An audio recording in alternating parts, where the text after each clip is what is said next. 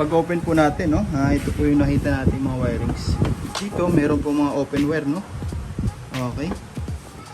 Alright, NMAX 155 version 1. Ayan, no. Sir, taga saan pa po kayo, sir? Taga Pandibulacan. Pandibulacan po, ano. Dito may mga existing parts na po sila, sir, no. Naka naked setup na po, no. Itong handlebar. Ayan, may aftermarket switch na rin po, no. Ito po yung mahirap, mga sir, no. Yung mga na-convert po sa mga handlebar switch. Ayan. Tapos i-rewiring. Ayan. Medyo may kahirapan po ito, mga sir, no. Tapos may mga ganito pa po, no. Okay, ulitin natin 'to lahat. Tapos may MDL na rin si sir. Tapos yung sir, ilang buwan yung MDL mo? 3 months lang, no, napundi na. Check natin yung wirings, baka may problema po, no. May busina na rin 'to. Kaso hindi na po gumagana. Wala na. Okay. Start natin. Ayan. Minsan po mahirap na rin po pindutin, no. Ayan. Ayan. Busina, wala na po. MDL. Ayan. Check natin, no. Yung isa hindi na po gumagana. Okay.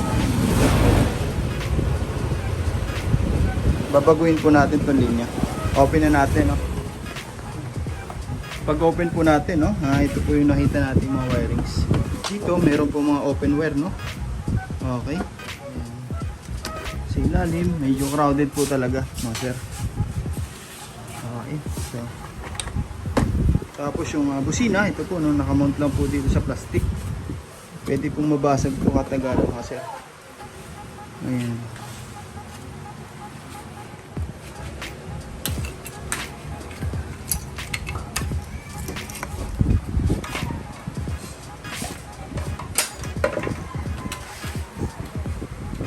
Hours later. Alright, natapos na po natin yung motor na sir, no? Hindi na po natin na-videoan yung pag-rewirings dito. Nagpalit na po tayo ng switch, no? Okay, buti may stock po tayo, no? Kabilaan po yan. Okay. Hazard, dito na po natin ilagay, no? Yun, no? Okay. Signal light po yan, pero may hazard po, no? Signal light tayo. Kanan, kaliwa. Kung gusto natin ng hazard, kaliwa, kanan. Ganun lang po kasimple, mga sir, no? Okay. Hindi na po tayo magpipindot kung saan saan. Nandito na po sa kamay natin, no? Yung passing light, ito pa rin po. Okay. MDL, yun, no? High and low. Ayan. Okay. Tapos, busina. Okay. Dito, mga sir, no? Yung busina ni sir, yung pa rin po yung ginamit natin. Dito, ayan. Dalawa po yan, no?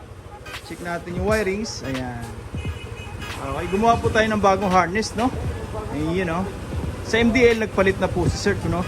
Kasi yung mini driving niya kanina, may defect na po, no? So, nag-decide tayo, no? Palitan na lang para mas maliwanag pa. Okay? Hindi na rin po sakit sa ulo, no? Ayan. Ayan, no? Kung kanina, dito sa part na to, napakadami pong wirings, no? Ngayon, all goods na po yan. Wala na pong problema. Okay. Ayan, no? Ngayon, tatakpan na lang po natin to, no? Tapos, testing natin. Okay. Alright, natapos na po natin, no? Ayan. Okay, medyo madugo po yung ginawa natin dito, mga sir, no? Sa mga gusto pong magpagawa ng mga naked na ganito, no, mga sir? Napakahirap pong rewirings. Okay, kasi ganito, dapat itago pa rin yung mga wire. Papalusot sa mga hose. Ayan. Medyo mahirap po talaga. Lalo sa mga ano po, no, duktungan. Kasi dapat walang sakit, kasi dapat walang bubukol po, no. Okay. Ayan. Pero nagawan po natin ng paraan. Lahat po nakahinang para mas kapit load lahat ng mga electrical wire.